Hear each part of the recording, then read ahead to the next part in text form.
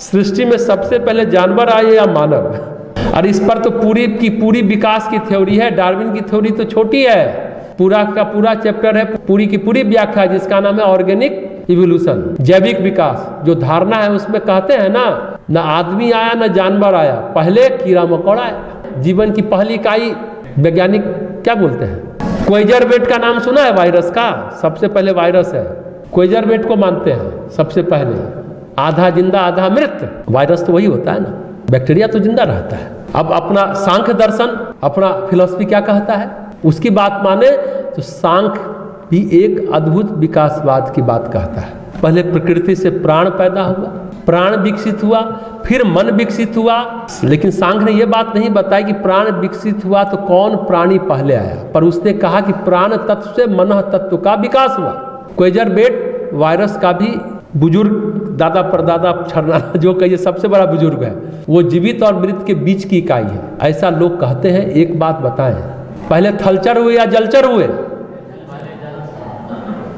Correct. उपनिषद भी अपना कहता है कि पहले जलचर हुआ, और विज्ञान भी कहता है, जो बिग बैंग थ्योरी है ना, तो पृथ्वी आग का गोला घूमती थी, सूरज से अलग हुई, इतना तपिश धरती पर था कि कोई टिक नहीं सकता था, कोई जिंदा तो रह नहीं सकता था। तो ऊर्जा के घनत्व से पानी बरसा, फिर भाप बना, फिर बादल बना, फिर पानी बरसा, तो धरती क्रमिक रूप से कई लाखों करोड़ों साल बाद ठंडी हुई, फिर पानी बढ़ गया, कीचड़ पानी कीचड़ पानी कीचड़ पानी रहा।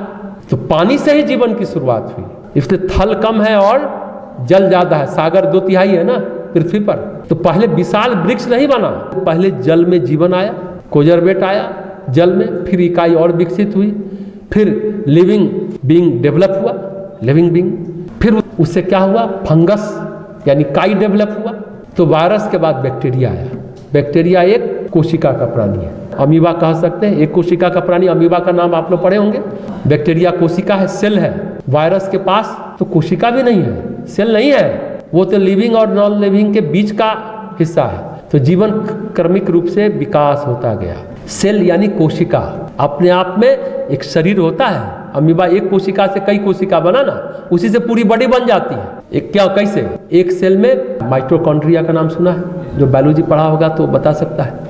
ये क्या है, ऊर्जा यानी एनर्जी जनरेट होती है उससे। माइटोकॉन्ड्रिया को किसी एनर्जी की जरूरत नहीं, वो अपने आप में एनर्जी जनरेट करता है। वो खाता पीता है, वातावरण से कुछ ले लेता है, उसे पचाता भी है। तो एक नन्हा सा कोशिका पूरा का पूरा शरीर है।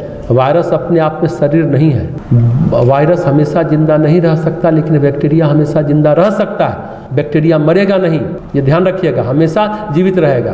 पर वायरस जीवित में आएगा तो जीवित रहेगा, ऐसे जानिए। और अगर जीवित मीडियम से उसको आधार नहीं मिला, जीवित मीडियम हट गया तो मर जाएगा। उसके जीवन का कोई आधार नहीं है। बैक्टीरिया का आधार है, उसके पास अपनी बॉडी है, और वायरस बॉडीलेस एनिमल है। फफूंदी फंगस के आप अपना कह सकते हैं कि पास अपना जीवन है, दूसरे पर पनप जाता है और अपने जीवन का विस्तार कर लेता है। फंगस को भी आधार चाहिए, लेकिन फंगस भिन्न भिन्न आधार ले सकता है, पर वायरस ऐसा नहीं कर सकता। फंगस लकड़ी पर भी उग जाता है, लेकिन वायरस लकड़ी पर नहीं उगेगा। आई बात समझ में? बहुत अच्छा प्रश्न आपने किया। वायरस पर आजकल बहुत बातें होती हैं, वायरस को आप समझ लीजिए। वायरस को लिविंग मीडियम चाहिए। कोई फफूंदी के बाद घास फूस बना, तब वृक्ष बना, ऐसे विकास हुआ। तो जानवर और मनुष्य से पहले छोटे छोटे जीव आए, छोटी छोटी वनस्पतियां आई। ये एक प्रॉपर वर्ड कह सकते हैं, ऐसे हुआ।